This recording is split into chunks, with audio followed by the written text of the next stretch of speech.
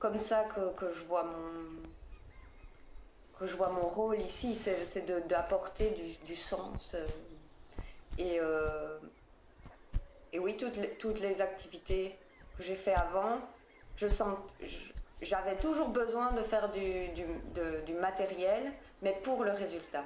Et la vraie différence ici, c'est que le résultat compte, mais n'est pas la raison pour laquelle je le fais.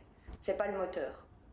Le moteur, c'est le plaisir d'être en contact avec la matière, d'écouter les bruits, de regarder, d'observer et de trouver aussi l'équilibre d'une forme qui vient que de mes mains. Donc c'est ça qui est magique, c'est qu'à la fois avec une grande technique, on sait faire des choses dingues, mais sans technique, on sait aussi faire des choses dingues. Donc on est vraiment pour moi sur une discipline qui m'apporte la liberté et la persévérance, le lâcher prise et en même temps d'avoir un projet.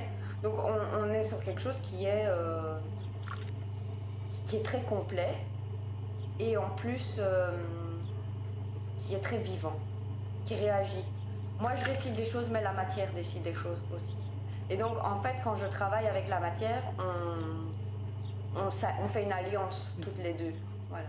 Et même j'ai remarqué par moments que si j'écoutais beaucoup de musique, ben moi en tout cas quand je mets la main sur mon pot, je peux presque entendre encore la musique que j'écoutais quand je le faisais. Donc je sens vraiment que toute l'ambiance dans laquelle on fait les choses, elle a un vrai impact sur l'objet après. Et ça reste, parce que l'objet il reste. Et donc voilà. En fait on transforme un instant en un objet qui reste. Et moi je trouve ça magique.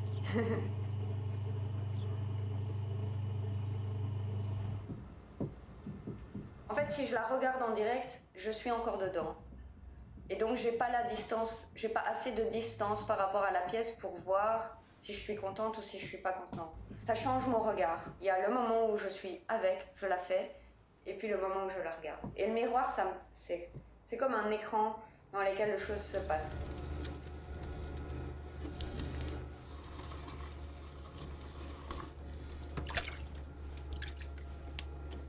Je pense que c'est en lien avec mon état intérieur. Voilà, où il y a des jours où je vais faire que des choses très fermées, très petites au-dessus, puis il y a des jours où je vais faire que des choses très ouvertes au-dessus. Voilà, et donc, mais je peux pas dire vraiment aujourd'hui ce qui fait que je vais décider de faire l'un ou l'autre. Ce qu'il y a aussi, c'est que je vais souvent me laisser influencer par quelque chose que j'ai vu.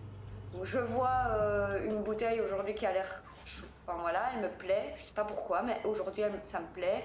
Bah, je vais travailler cette chose qui me plaît et je vais faire des petites variations un peu plus longues, voilà. Mais je vais souvent choisir un thème. Un de mes thèmes préférés, c'est la bouteille de potion magique. Alors c'est imaginer que je fais une bouteille dans laquelle on met des potions magiques. Voilà, ça peut être quelque chose qu'on mange, quelque chose qu'on boit, j'en sais rien, mais moi, d'avoir ce titre, potion magique, ça m'aide à ouvrir mon imaginaire en fait.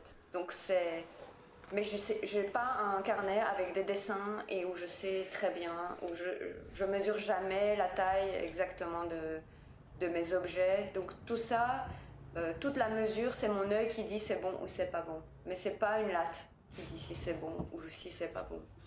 Donc ça c'est... je pense que c'est plus mon intuition que mon mental qui décide ce que je fais.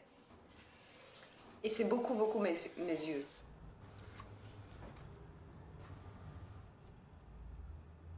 Pour moi, c'est déjà vraiment... Je suis en contact avec le terroir de Belgique en faisant mes pots avec de la terre belge. Et donc là, ça leur permet à eux de voir la charge de travail qu'il y a derrière une assiette ou qu'il y a derrière un bol ou une tasse. Et ça, je crois que c'est intéressant aussi, c'est de refaire prendre conscience aux gens, et c'est ce qui est fait aussi quand tu montres, toi, comment on travaille, c'est de se rendre compte des étapes, de tout ce à quoi on pense, de tout ce qu'il y a avant et après. Et c'est reprendre contact avec le réel, mais on oublie que nous, on a beau être des êtres très intelligents, avec plein de compétences, plein de savoirs, ben on ne sait être qu'à un seul endroit au même moment. Et donc c'est pour moi se réconcilier avec l'humain qui est en nous. C'est-à-dire l'humain, il est limité. Moi, je peux pas être... Là, maintenant, je suis en train de te parler. Je sais pas être ailleurs en même temps. Voilà. Et c'est la vérité.